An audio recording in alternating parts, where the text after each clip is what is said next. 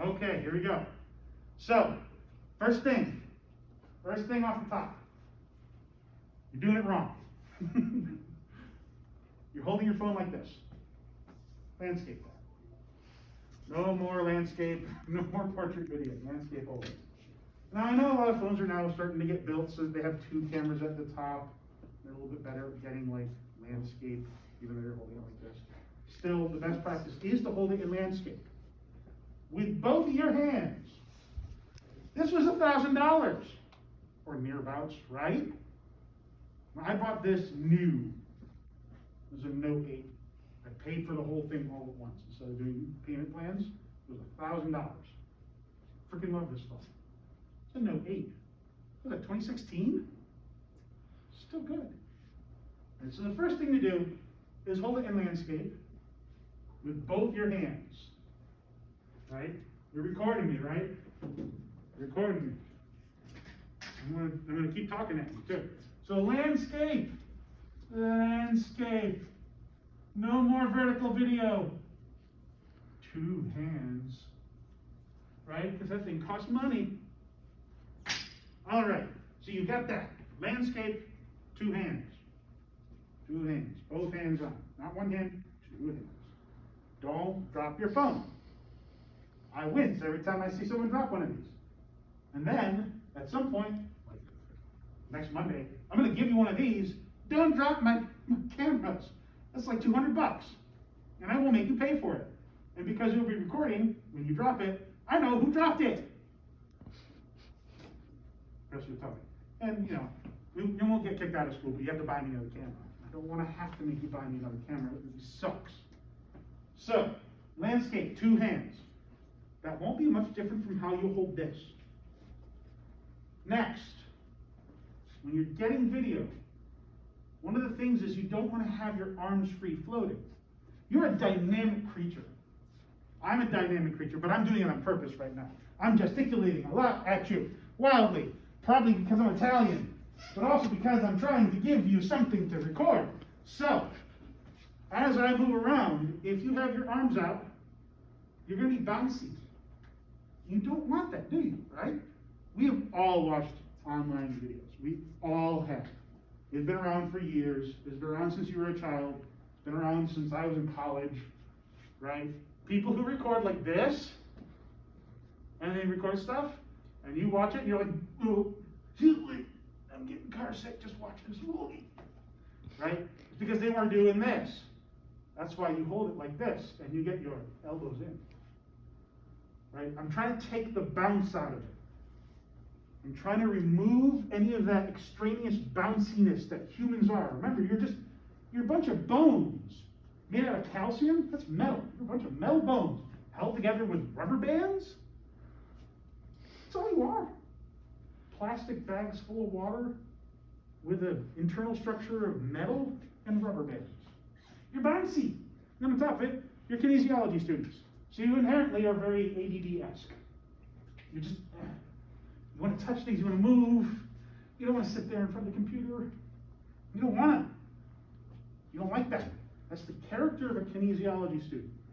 It's a generalization, I understand, but it's generally really true. I've not been proven wrong yet. So, holding landscape with both hands on it because you don't want to drop it. You're going to get those elbows in.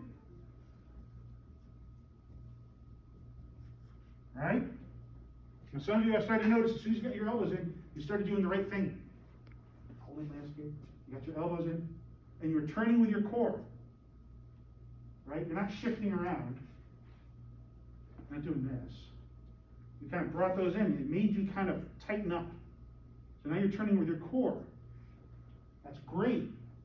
You want to engage your core muscles because they're those long muscles. The long muscles are there, long muscles here, riding along your body. If you're just using the tiny fine muscles of your hands, you're going to make jerky movements, rapid and annoying and difficult to look at. You won't be able to collect that information on your camera lens. So that's an issue. You want to turn with your core. Turn with core. Right? That kind of necessitates you standing pretty still. That's true. Now, you've all got your phones out, and all camera phones that I can remember at this point that took video, pretty much every smartphone. When you look at them, like go to it, there we go. When you look at them, you have that ability to turn on the grid lines. See those grid lines? Right? You really must have actually figured, they must have like changed the app, made it less obvious, but you got those grid lines. Turn those on. Turn those on in the settings of your phone, because these grid lines will help you to make sure that whatever you're filming stays in that center 75%.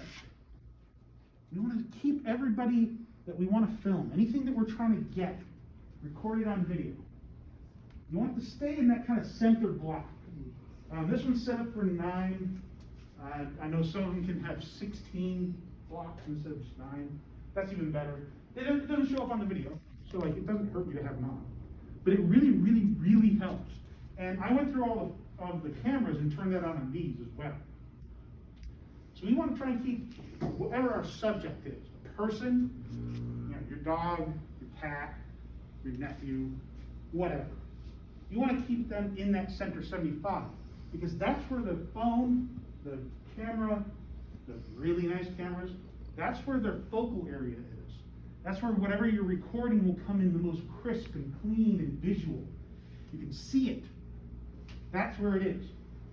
And just like your eyeballs, where your focal area is right here. It's in that center 75. Now you've got 2 eyeballs, so they're kind of getting an oval of what you can look at, where things actually come in correctly,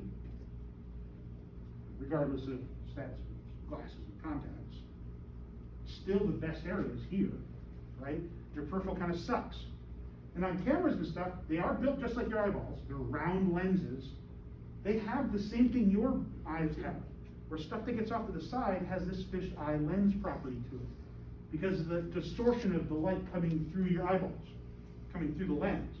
Now your brain and the software on these phones are getting much better at filtering that and kind of making it look flat.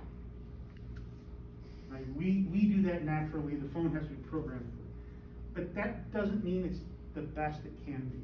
So we always want to stay within the center 75 of our screen. Always try and capture that. Center 75. Center 75.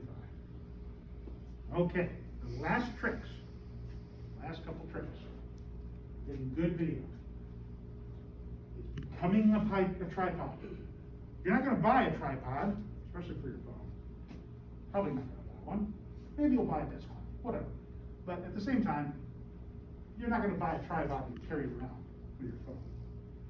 You're probably going to use that phone suddenly. Oh, something crazy's happening. Get my phone out, turn it landscape, turn on the grid lines, keep it in the center 75, elbows in, turn with my core. Right? I might walk, but I'm still turning with my core. Center 75, keeping everybody where I need you. Right? But sometimes we can actually get an objective view, get back a little bit, so you can capture a scene. When that happens, we want to take as much of ourselves, our body's motion, its kinetics, out of it. So we become a tripod. The easiest way to do that is to lean against something. So everybody, up against the walls, quick!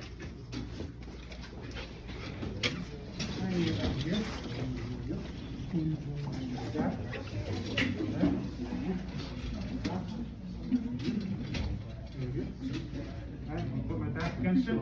Now, there's a trick to it. There's a trick to it.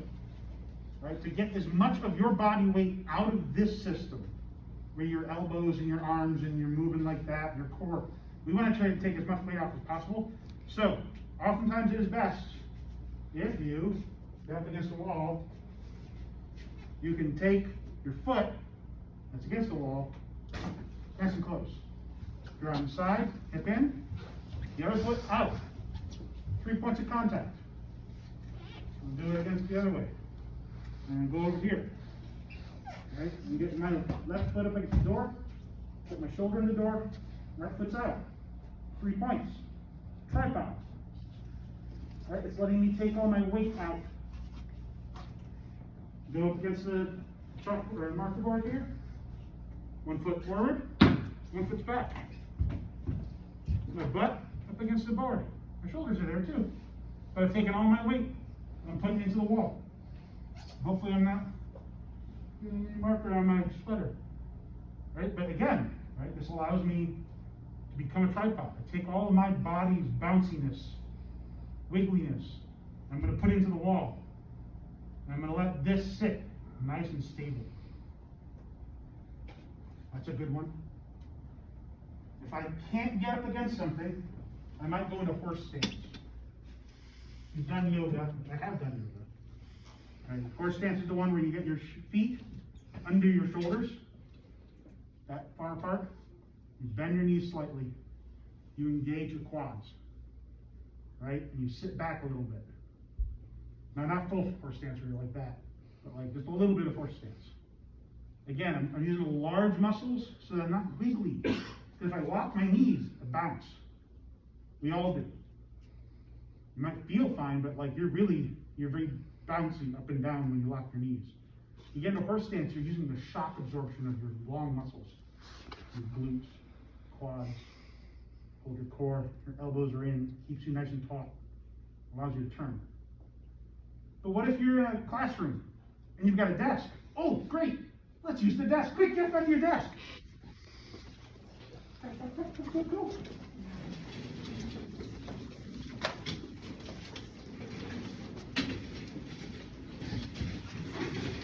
Yeah, you're getting it. Right. I like go for broke, right? So here I am. If I put my elbows on, I might adjust my chair a little bit. There we go. Right? But then I get my sternum into it too. Slouch into it. Go ahead. You may not be completely comfortable. But remember, you're trying to take all of your body motion out of you, put it into the environment, so that the camera can remain stable. Nice and stable. And ever since phones with video cameras came on the market, and I was in grad school and good ones finally started doing that, like the iPhone, right? I was like, oh my God, why would I ever take notes by hand anymore? And do this, just record it. I can get the things that the professor said directly. You know, that kind of thing. So I think that this is the best way to take notes, what you're doing right now. Best way. Especially if the teacher says, well, I said that in class, and you go, playback. No, you didn't. Don't do that, they'll fail you. Teachers don't like being called, nobody likes being called out on. Okay, then there's two last little tips. Two last little tips that you've got to be aware of. Become the tripod.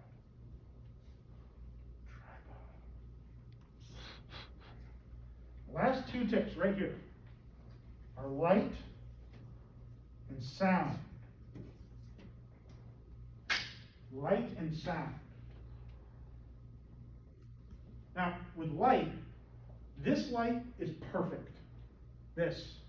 These ones, the baffles that are above you, they're diffuse. I mean, look around, just look with your eyeballs. There's like no hard shadows, are there?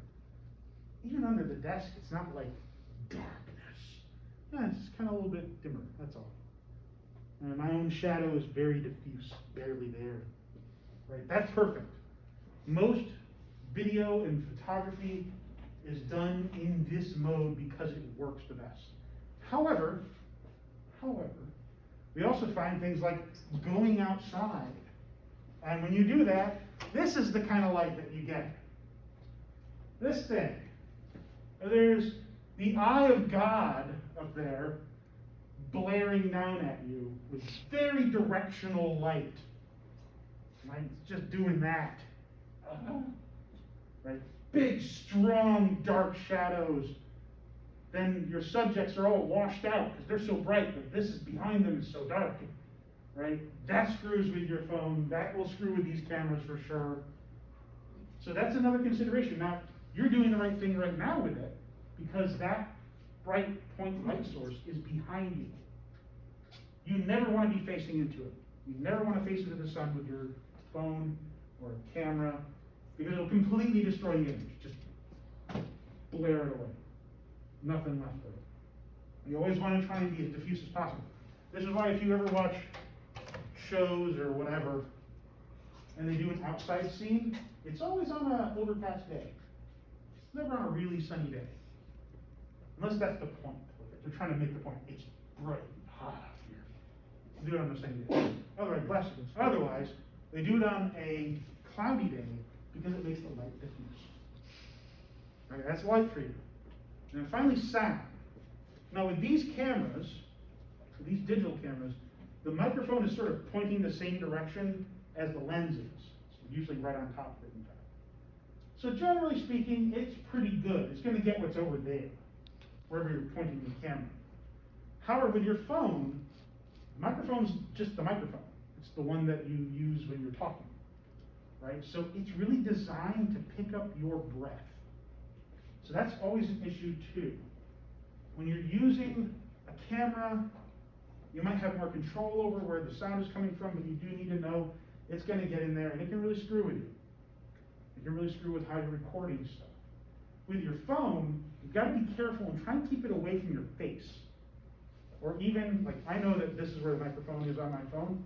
I might put my finger over it when I'm recording. And you know, I got kids, right? I got an 8-year-old and a 9-year-old who turned 10,000 years old. And like, this phone is full of videos of them. And when I first started doing it, it was like, oh, I get my kids. And then I was like, wait a second. Started teaching this class and researching and getting my notes together and like, okay, I'll start recording this way. Right? And then I started doing this thing where I started putting my finger over it because I'm loud. I breathe heavy. I'm fat. I've got asthma. So that was picking up more than anything else. And children are loud enough. They shriek about everything. So I can cover it up. They wouldn't hear me. So that might be a thing you do too. That might just be part of how you do it. I'm not sure where the microphone is specifically on everybody's phone. It's not always in the same spot.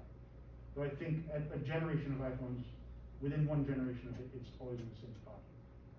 With Samsung and other phones, there might be different spots depending on which particular version of it is. It's like that. Okay, so this is how to get good video on a mobile device. 3, 2, 1.